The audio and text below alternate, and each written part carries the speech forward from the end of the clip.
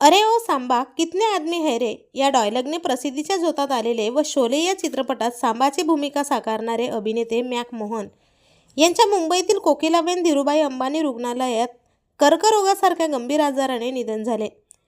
1964मध्ये हकीकत या चित्रपटाच्या माध्यमातून त्यांनी बॉलिवूडमध्ये प्रवेश केला होता।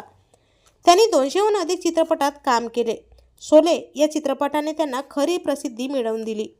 सत्ते पे सत्ता, डॉन, जंजीर आणि मजबूर यांसारख्या गाजलेल्या चित्रपटातही त्यांनी भूमिका साकारल्या होत्या। शोले हा 3 तासांचा सिनेमा होता, पण या 3 तासांच्या चित्रपटात मॅक यांच्या वाटेला केवळ एकच संवाद आला आणि तो म्हणजे पुरे 50,000।